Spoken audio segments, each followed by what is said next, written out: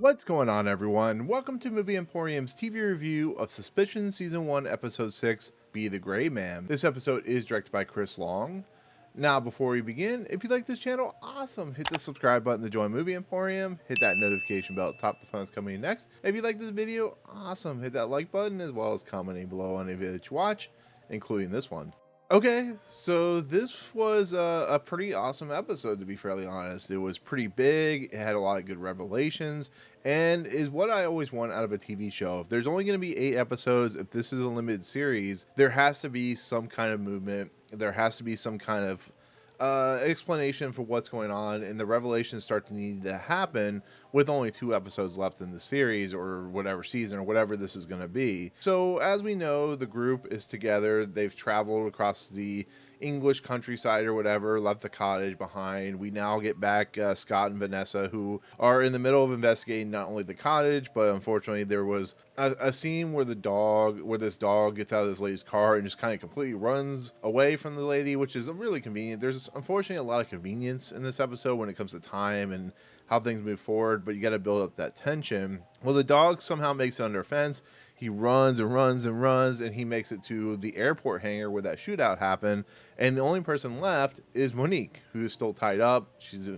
She's actually dead, so we have that confirmation now. That whole thing about what Scott and Vanessa are doing this episode, they're investigating the death of Monique. They have to tell the mother, and Joe's with them, of course. And then, of course, they're investigating cottage because of that guy, Dave or whatever his name was. And it's leading them to some kind of conclusions about what's going on, who they are, and so on and so forth. But I'll get into what is a certain character that involves the FBI and the British intelligence, how that all works out here in a couple minutes or so.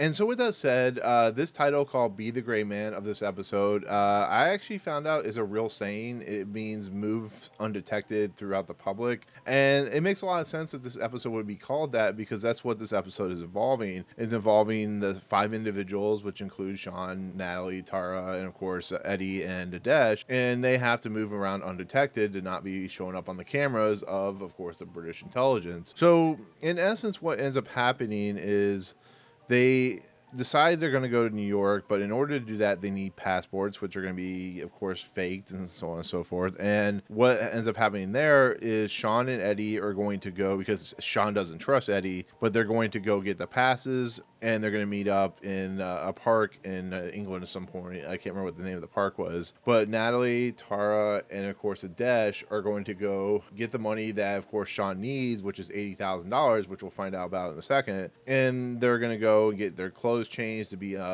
basically not able to be identified by the police force, which, to be fairly honest, it's a little convenient, because I guarantee you, even though Vanessa says, oh, it's their, we took off the ability to detect them, they're not really able to change their appearance too much without putting a prosthetics on that they wouldn't be noticed. And it is talked about later on in the episode. I think why Sean does this, and he knows, and it's actually kind of explained, is Sean is letting these 3 individuals go. He knows they're going to talk to their family. He's letting them do it as long as they do it in a precarious way, a undetected way, which is what they do. Tara actually, in the middle of the train ride, while Adesh and Natalie try to get all the money to Sean in a safe, clean way, gets off the train and visits her daughter. Now, that makes a lot of sense. In case something happens, she can see her daughter for the last time. It's in the trailer where she's crying because of the whole incident that's going on. But Tara and, of course, Heather and her daughter, Tara's daughter, meet up. Tara and her daughter, talk for a few minutes. And then she leaves. And, of course, Tara goes off on her merry way, which is insinuated that she may not actually meet up with the group later on at the park.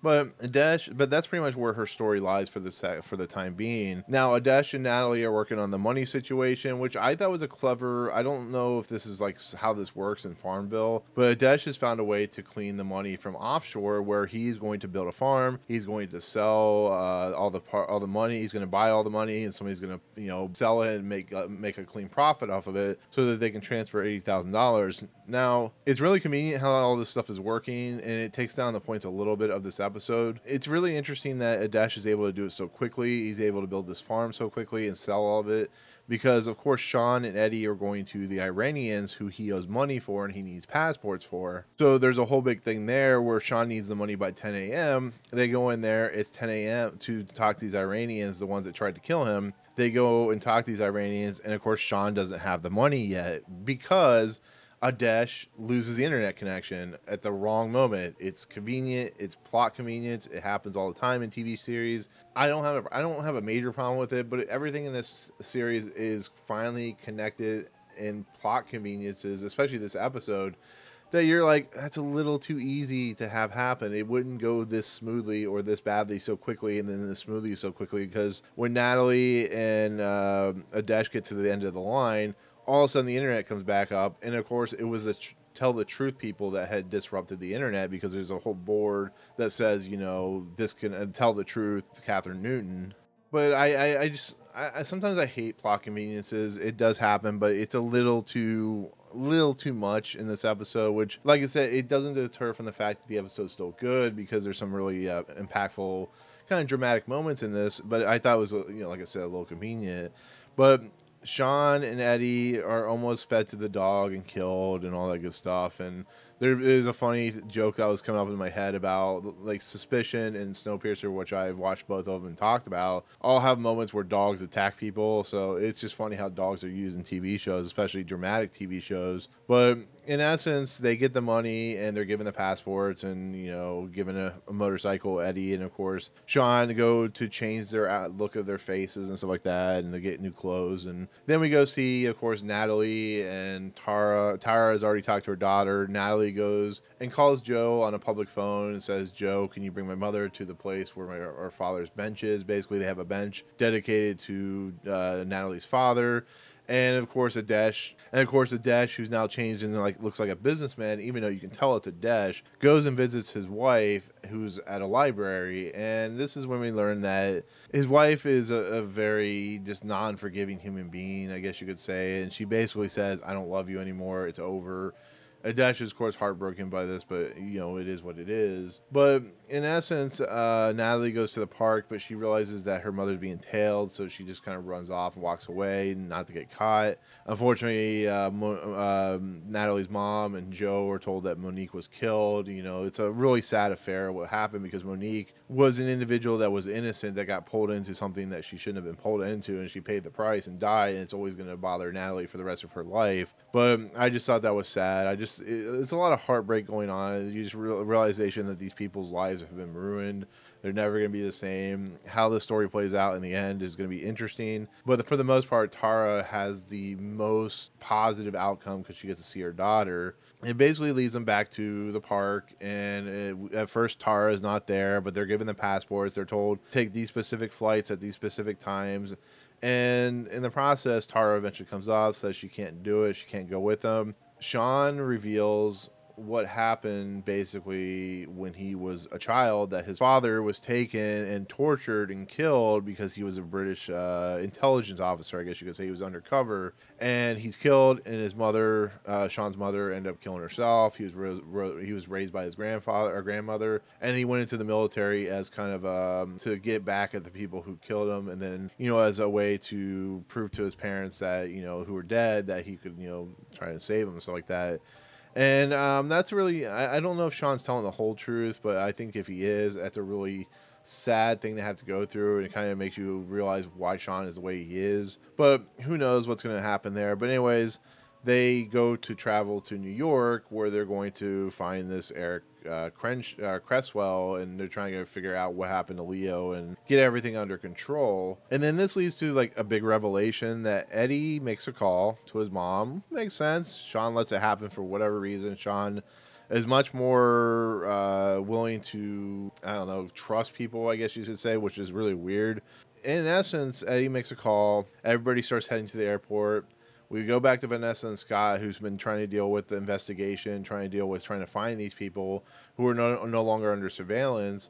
And in essence, we see Adesh on the video feed. We realize Adesh he's been pinged in the airport, And then we come to find out that Eddie, who has been making text calls in a secret phone, is actually a cop, is actually a drug cop, is a individual who's very early stages of his career. But you know what this is? This is either an homage, a ripoff, or a very interesting convenience of being very similar to something like The Departed. Now, of course, Vanessa hired Eddie to go and infiltrate these four individuals. He's not actually part of the bigger conspiracy, but in essence, we learn, like Brad or like Leo DiCaprio in The Departed, he has been given an assignment. He's been taken away from his actual job as a drug enforcement agent, and he is, in essence, basically making them believe that he was part of this whole conspiracy of whatever happened with Leo and his character. And yeah, it's like I said, it's a plot convenience, it's plot contrivances, it's a situation where I feel that there could have been more to it, but I don't hate it for what it's worth. I think it gives Eddie a much more interesting, tense situation to his character, but I have to feel that there was something that they were running out of steam wise of a story plot point that they need to add in this next twist to get the story moving and motivating, because it leads into Scott basically having to make the decision with his boss, who is not really happy about it, about the simple fact of, do we let these people go, and when they get to New York, we let them go on the run and do what they need to do, but we follow them and to the point where we can find Leo, because the whole end game to this the whole series is to find Leo Newman, to find where he's being held. These are the individuals that are the key. And yeah, Eddie being a drug enforcement agent's a really interesting turn and twist, but it was kind of seen in the last episode that there was something off about Eddie, and he's really good at, like lying and everything, but I don't know, we'll see. It's also convenient that he just kind of pops up in like the fourth or fifth episode, like the fourth episode, as a new suspect, when there's like 3 episodes where he hasn't been there. It's like if they knew about Eddie, he would have shown up in like the first episode. So it makes it feel like that this character needed a really quick progression to put him into the story and then make him actual cop. We'll see how that goes. We'll see if he lives, or if somebody finds out who he is, we'll find out. But I think it's a little convenient, but it's not like the worst thing in the world. But it is kind of ripping off The Departed or Infernal Affairs a little bit, in that kind of realm of, we have this undercover agent who's very wet behind the ears, and we'll see how he does, and we'll see how it plays out. There's a very dangerous individual in Sean, like there was in the Jack Nicholson character in The Departed, and so on and so forth. So before I get into the actual eventual conclusion of this episode, Eric Copeland and Kathrine Newton somehow meet in the hallway of the hotel that her son was kidnapped. It's 2 a.m. They discuss how they need to basically get on the good side of this Amy character who runs an energy company. So Amy decides to come to New York because Kathrine wants to stay in New York till her son's rescued or whatever. And Kathrine actually goes out kind of inconspicuous, like with a hat and jacket and stuff like that, to keep the press off her, because she needs to talk to Amy, this character. And Amy basically kind of threatens her a little bit, in an essence of like, you've always been important to our energy company, being a client and so on and so forth. We really respect you, but we can't let the bad stuff affect what we're trying to do, which is create clean energy, which I have a feeling that is a major point to what they want her to tell the truth with. There's something to do with ecological situation. There's something to do with ecological disasters. I could be totally wrong, but that's what I'm getting at. Because why bring a character like Amy so far into the late portions of the series without it being a plot point? Yes, they're looking for this guy named Eric Cresswell. Who is Eric Cresswell? It's not entirely known at this point, but it really is an interesting thing to bring a character, an actor, into this story, to not have it be kind of a sticking point. So we'll see how that plays out. We'll see how that works out. It's really interesting to think about that there could be something involved there, but like I said, it's really kind of suspect of why you would bring that story in so close to the end of the series or season or whatever this is. So we'll see how that works out in the end. So I'm kind of curious and optimistic that there'll be something that has to do with that, but whatever it is, we'll see. So this leads into the big revelation, something that you may have seen coming, you may have not, I don't know, but basically Eddie, who's the cop informant, departed. Tara and Sean share the same room. Now, with that said, Tara comes out. She's like, "Do you want me to sleep in your bed? Are you going to sleep with him, or you want me to sleep with him, like in the same bed?" And Tara decides she's going to sleep in the same bed with Eddie, giving Sean his own bed. And she starts to remove her clothes, but Sean's kind of watching her, which is a little creepy, I guess you could say. But there's some kind of chemistry there, some kind of, I don't know, arousal, I guess you could say, sexual chemistry. And he turns away. She takes off, she puts on a shirt, goes to sleep.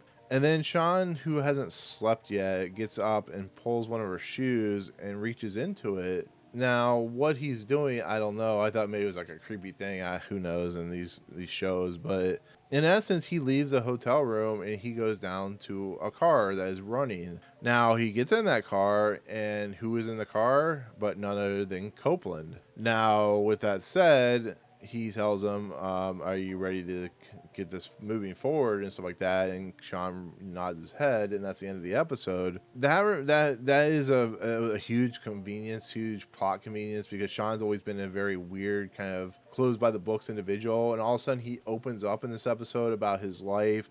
He starts trusting people.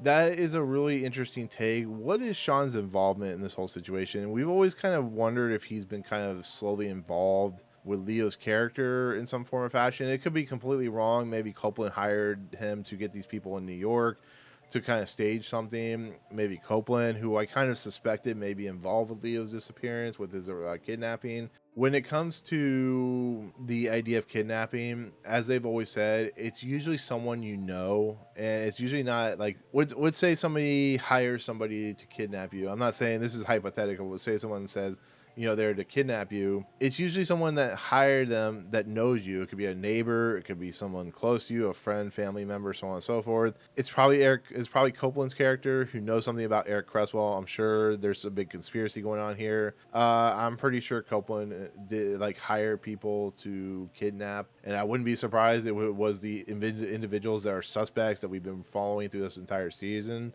I don't know, but the fact that Sean goes in the car and Copeland's there is a big kind of twist, aha moment. But to be fairly honest, it can only be a certain amount of individuals. If it's Sean, it was pretty much predicted that Sean has some ultimate motivations, and he's bringing him all these people to New York. So we still have 2 episodes left to see what happens. I'm sure we'll get some big revelations next episode. I don't know, but as of this point, Sean is working with Copeland. Eddie's a detective for the Drug Enforcement Agency. But with that said, for kind of closing thoughts, I thought it was a great episode. It has a lot of plot conveniences, which does take it down a little bit, but it moves the story forward. It gives us some revelations that we've been waiting for, and moves this story into the end game, which is the next 2 episodes, which will go many different ways. How it goes, I don't know yet, because I haven't watched the episodes, but it will go many different ways, many different paths. And once the series ends, I think the big kind of climactic, bang or whatever will be interesting. So overall, I'm going to give it a 9 out of 10. Like I said, I would have given it a 9.5 out of 10 if it weren't for this many plot conveniences and time conveniences. But 9 out of 10 still makes it a great episode. I still had fun with it. It still keeps my interest, which is good, because if I was bored by this, I wouldn't even be talking about it. But I think it's a really underrated good show that has some really interesting kind of kidnapping dimensions to it, some suspense, some drama that I've been really enjoying these last 6 episodes. So 9 out of 10 is my official ranking of this episode. Suspicion Season 1, Episode 6, which is called Be the Gray Man. Thank you so much for watching. Comments below, what do you think of the episode? Where do you think this series is going to head in the end game? What is your overall thoughts? Kind of, what do you think is going to happen? All that good stuff. But anyways, thank you so much. If you like what you see on this channel, hit the subscribe button to join Movie Emporium. Hit that notification bell at the top to find what's coming in next. If you liked this video, awesome. Hit that like button. And as always, we'll see you guys on the next video. Peace out.